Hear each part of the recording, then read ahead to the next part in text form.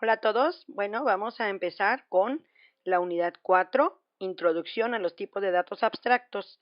En particular, veremos dos temas muy importantes que son las pilas y las colas. Ok, bueno, existen tres conceptos diferentes relacionados con la representación de datos de un problema. Tipos de datos, tipos de datos, tipos de datos abstractos, TDA o ADT, dependiendo en inglés, estructuras de datos, esos tres conceptos. Bueno, un tipo de dato, ¿sí? Que bueno, estos tres conceptos pueden parecer similares o pueden parecer iguales, pero no, son diferentes. Tipos de datos abstractos y estructura de datos. Un tipo de dato en un lenguaje de programación, ¿sí? Nos da el tipo de la variable y este determina un conjunto de valores que dicha variable puede tomar y el conjunto de operaciones que se pueden realizar con variables de dicho tipo. Un tipo de dato lo hemos usado todo el tiempo desde que empezamos a programar, ¿sí? Programando en C++. Por ejemplo, tenemos un tipo de dato boolean, ¿sí? Y sabemos que si nosotros declaramos una variable de tipo bool, solo puede tomar dos valores, true o false, ¿sí? Eso lo determina su tipo, solo dos valores. Y las operaciones con las que cuenta son la negación, disyunción y conjunción. Si nosotros pensáramos en un tipo entero, pues podría tomar todos valores enteros, ¿sí? Y las operaciones que podríamos hacer con ellos es operaciones aritméticas, por ejemplo, incrementar, decrementar, sumar, restar, multiplicar. Entonces, un tipo de dato es un tipo de una variable y este tipo determina un conjunto de valores que puede tomar la variable y el conjunto de operaciones que puede hacer dicho dato. Bueno, los TDAs o tipos de datos abstractos son abstracciones matemáticas, es decir, modelos matemáticos y un conjunto de operaciones que se definen sobre el mencionado modelo. ¿Sí? Se tiene que hacer dos cosas con un TDA, definir un TDA e implementar un TDA. El definir un TDA es dar el modelo y el conjunto de operaciones correspondientes. Las características de las operaciones se definen con claridad y sin ambigüedad. Por ejemplo, podría definirse el TDA número complejo de la siguiente forma. Su modelo es un par ordenado de números reales, es un conjunto de operaciones, tiene un conjunto de operaciones, puedo sumar, puedo restar o diferencia, producto, módulo, leer, imprimir un número complejo y la descripción precisa de cada una de las operaciones. Eso es definir un TDA, el modelo, el conjunto de operaciones y la descripción precisa. Hay de hecho lenguajes, por decir así, para definir un TDA, ¿sí? Matemáticamente, formalmente y de algunas en el que podemos definir la sintaxis, la semántica de un TDA. A lo mejor les suena que un TDA, y porque lo hemos dicho, es un tipo de dato abstracto, en nuestro caso de que programas orientados a objetos, pues es una clase, en la que definimos qué es una clase, definimos el conjunto de operaciones, el comportamiento de la clase, definimos cada una de las operaciones y también sus atributos. ¿Sí? Entonces, cuando nosotros implementamos aquí un TDA, se debe encontrar la estructura de datos adecuada para representar el modelo y se deben implementar las funciones que cumplirán al ejecutarse con las tareas esperadas por las operaciones. ¿Sí? Entonces, como les comentaba, en programación orientada a objetos se lleva la implementación de un TDA como una clase. Por otro lado, está la representación de datos, de estructura de datos. Una estructura de datos es una organización o estructuración de una colección de elementos. Además, las estructuras de datos nos permiten lograr un importante objetivo, la reutilización de componentes. ¿Sí? Una vez que nosotros definimos una estructura de datos que nos sirve para almacenar información organizada de alguna forma, esa estructura la podemos utilizar de diferentes formas, la podemos reutilizar. Y bueno, ¿qué estructura de datos? La estructura de datos hay de dos tipos, estáticas y dinámicas. Ya hemos utilizado estáticas. Por ejemplo, podríamos pensar desde enteros, reales y caracteres, y las compuestas arreglos, matrices, registros o structs, eso no lo vimos en el curso, pero son estructuras de datos estáticas. Y dentro de las dinámicas existen las lineales, las pilas, colas y listas, y las no lineales, árboles y grafos. El tema de este capítulo es ver pilas y colas. Bueno, ¿qué es una pila o stack? Normalmente usaremos la palabra pila o stack, que ya el nombre es común para ustedes por haber visto recursión. Bueno, una pila o stack representa una estructura lineal de datos en la que se puede agregar o eliminar elementos únicamente por uno de los extremos. Por lo tanto, los elementos de una pila se eliminan o sacan en orden inverso al que se insertaron. El último elemento que se mete a la pila es el primero en salir. Por eso se llama una estructura LIFO, last in, first out. Último en entrar es el primero en salir. Y bueno, a mí me gusta poner estos ejemplos de una pila, ¿sí? Por ejemplo, las papas Pringles. ¿Sí recuerdan estas papas Pringles? Bueno, pues tienen arriba su tapa y salen en el orden inverso a como entraron. ¿Sí? Imagínense cuando las guardaron, la primera que entró está hasta abajo y la última está en el tope. ¿Sí? Entonces salen en el orden inverso. Si nosotros tenemos una pila de platos, pues vamos a retirar la pila en el orden inverso en que fueron colocados, salvo que sea malabarista alguien, va a querer sacar un plato de en medio. Siempre van a sacar de encima, del tope, igual en una pila de libros. Siempre vamos a tomar el primero, el último libro y después los que siguen. Claro, alguien me dice, no, es que tomo de a dos y lo saco, ¿no? Pero bueno, aquí pensando que solo puedo tomar uno por uno. ¿Qué operaciones puedo hacer? Bueno, las estructuras de datos tienen operaciones también, ¿no? Como las matrices o los vectores que almacenan información homogénea y que tienen diferentes operaciones. También en las estructuras de datos dinámicas tienen operaciones específicas. Y bueno, las operaciones asociadas con la estructura pila, ¿sí? Son crear la pila, que se crea inicialmente vacía, push, que quiere decir insertar o apilar, añadir elementos, uso push, pop, porque son en las pilas la forma tradicional de utilizar los métodos. También pueden usar el método insertar o eliminar en lugar de push y pop, pero van a ver que en la bibliografía se utiliza en pilas siempre push, pop, ¿sí? Entonces push es insertar o apilar, quiere decir añadir elementos a la pila, pop quiere decir eliminar o desapilar, eliminar elementos. También tendríamos las operaciones de está vacía, que es comprobar si la pila está vacía, está llena, comprobar si la pila está llena, pick, quiere decir espiar, o obtener elemento en el tope sin eliminarlo de la pila, ¿sí? El pop lo elimina, el pick solamente te dice qué elemento está en el tope, pero no lo elimina. Y bueno, aquí vamos a ver cómo funciona. Estas son las operaciones, cómo funciona tanto el push como el pop. Si nosotros tuviéramos tres elementos, A, B y C, bueno, inicialmente se crea la pila vacía, ¿sí? Así la podemos ver, como esta es la pila vacía. Si hacemos un push, lo que hacemos es que el elemento A se inserta, o sea, pila, se hace el push y se mete hasta el fondo de la pila, se hace un push, aquí push es empujar, ¿sí? Y pop es jalar.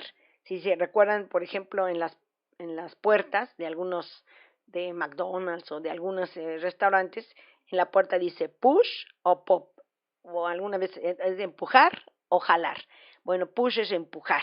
Entonces se empuja el primer elemento en la posición del tope. Eso quiere decir que se apila. Si apilamos el segundo elemento, B, se apila encima de A, ¿sí? Se va apilando. Y el último elemento, siempre se queda en la posición del tope el último elemento. El tope va moviéndose, cada vez aquí estaba abajo, se va subiendo conforme se van apilando elementos. Eso es lo que haría las operaciones de push. Las operaciones de pop, ¿sí? hacen lo contrario. Si yo hago un pop, entonces va a salir o desapilar el último elemento que entró. Aquí el último que entró es el C, entonces ese es el que sale, el que estaba en el tope, ¿sí? Si volvemos a hacer otro pop, pues va a salir el que sigue, el que siguiente que estaba en el tope, y después hacemos el último, ¿sí? Y quedaría la pila vacía y el tope afuera, ¿sí? Estas son las operaciones de push, empujar, y top, jalar. estamos jalando a C, jalamos B, jalamos A y dejamos pila vacía. Por eso también están las dos operaciones, la de saber si la pila está vacía y bueno, también sabemos que la pila está llena dependiendo dependiendo la implementación. Vamos a ver que hay pilas en las que si implementamos dinámicamente con memoria dinámica, pues no vamos a tener tanto problema de que la pila esté llena, aún así podría ser cuando se acabe la memoria. Bueno, ¿dónde se usan las pilas? Algunos ejemplos del uso de pilas son en los navegadores de Internet. ¿Sí? Si ustedes recuerdan, los navegadores de Internet almacenan en una pila o en un stack las direcciones de los sitios más recientes visitados. Si ustedes van visitando sitios y se van cambiando en una página, cuando ustedes quieren regresar, ¿sí? Le dan la flechita de regresar, siempre va a regresar al último que visitaron. Esto es porque usa una pila. Conforme van avanzando, se va apilando y siempre va a regresar al último que visitaron. Los editores de texto también proporcionan normalmente un botón para deshacer, el control Z, ¿no? O la flechita, que cancela las operaciones de edición recientes y establece el estado anterior del documento. Igual, cuando se hace un control Z, regresa a la última versión que tenía, ¿no? Cada vez que dan control Z va regresando, porque los cambios se van almacenando van guardando la información en una pila. Al ejecutar un programa, el sistema usa una pila para manipular las llamadas a funciones, ¿sí? Eso ya lo hemos visto cuando vemos, sobre todo en recursión, cómo se usa una pila de llamadas a funciones y también incluso ahí se apilan las variables que se van creando, ¿sí? Entonces en recursión o en funciones, cada vez que haces una llamada a una función, pues se almacena la dirección de regreso y cada vez que regresas, pues es la última llamada, ¿no? La dirección de la última llamada siempre. Entonces, siempre regresa a la última llamada, la más reciente llamada a la función. En los compiladores también es muy utilizada unas pilas para analizar sintácticamente los símbolos en un compilador. Para hacer un análisis sintáctico usa una pila para revisar si los símbolos están equilibrados o emparejados. Por ejemplo, las llaves, los los paréntesis, los corchetes, los comillas, ¿sí? También se utilizan para el tratamiento de expresiones aritméticas, para convertir de expresiones infijas a posfijas, o con notación polaca, también se llama, y para evaluar las expresiones posfijas. ¿Sí? Estos son algunos de los usos o aplicaciones de las pilas. Bueno, ahora, como ya vimos cómo funciona, ya vimos sus operaciones, ya vimos dónde se aplican, pero ahora cómo las representamos, cómo hacemos esta representación en nuestros programas para poderlas utilizar. Bueno, en algunos lenguajes las pilas no son estructuras de datos fundamentales, por lo que es necesario representar la estructura de la pila a partir de otras estructuras de datos existentes en el lenguaje, como por ejemplo arreglos o listas ligadas. Los lenguajes orientados a objetos generalmente disponen de la clase stack o pila como parte de su biblioteca. En C++ contamos con esta estructura stack, pero bueno, como parte de nuestro aprendizaje vamos a implementarla como si tuviéramos C. Por ejemplo, C no tiene si queremos hacer la clase pila, pues la tendríamos que hacer con un arreglo o con una lista ligada. Entonces, ¿cómo implementaríamos? Bueno, la forma más simple y habitual de representar una pila es mediante un arreglo unidimensional, un vector, para lo que requerimos un vector para almacenar los datos, por ejemplo aquí de un tamaño máximo definido, ¿sí? Y un entero para almacenar la posición del tope, el índice en el que se va moviendo el arreglo. Aquí lo estoy poniendo así, de que 0 es la primera posición del tope, luego va hacia 1, a 2, 3, hacia máximo, para tratar de visualizar con el ejemplo que hice de la pila, de que ustedes se van apilando la información así hacia arriba. Estoy empezando en 0, pero también podríamos tener el 0 aquí y que empezara en el máximo, ¿no? Ir decrementando hasta que llegara al 0. Cualquier forma que ustedes quieran hacer, lo pueden hacer, pero siempre tienen que tener en mente que el tope debe tener la primera posición disponible y a partir de ahí incrementar o decrementar, depende como ustedes estén implementando, ¿sí?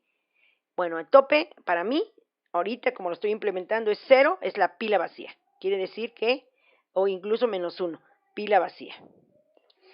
Cuando insertamos un elemento, el tope se mueve, siempre apuntando al elemento disponible, a la posición de la pila disponible, ¿sí? Incrementa y entonces el tope siempre está en la posición vacía y ya se vienen incrementando, apilando elementos, ¿sí? Bueno, hay algunos, vamos a ver antes de implementar, algunos problemas que pudiéramos tener. Se llaman problemas de desbordamiento o overflow de la pila, desbordamiento de la pila. Si la pila estuviera llena y se intenta insertar un nuevo elemento, se producirá un error conocido como desbordamiento.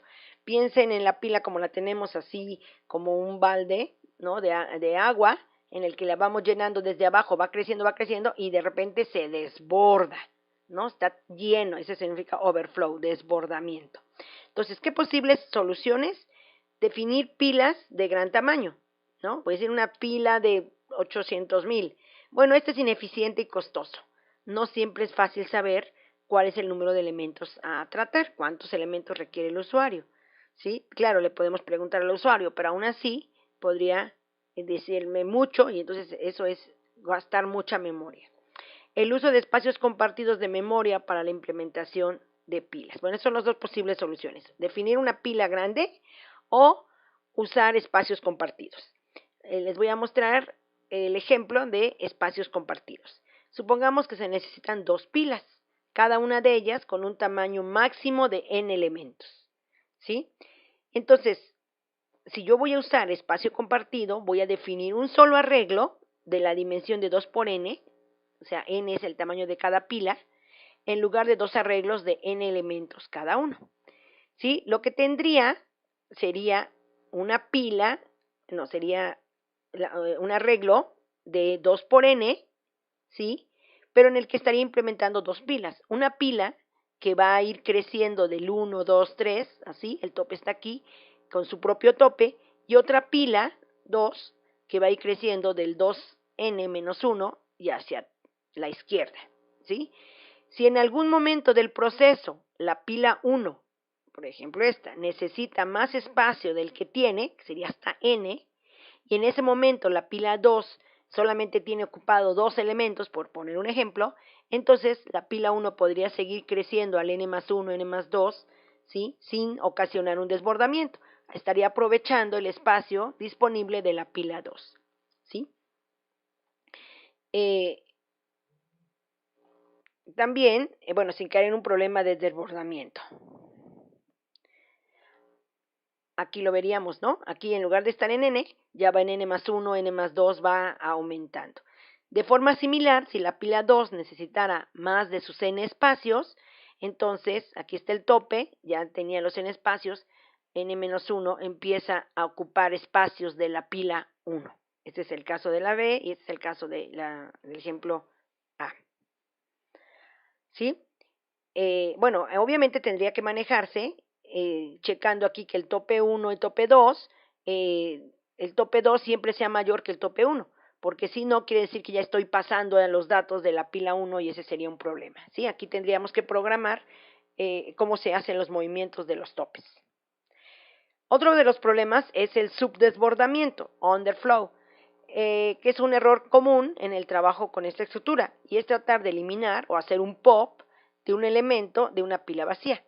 Este error se conoce como underflow o subdesbordamiento. Este problema pues es mucho más sencillo y siempre lo vamos a poder resolver incluyendo en las operaciones el código correspondiente al manejo de una pila vacía. O sea, antes de hacer un pop o dentro de la función pop, siempre debemos checar que la pila no esté vacía antes de solamente querer regresar un valor que no existe.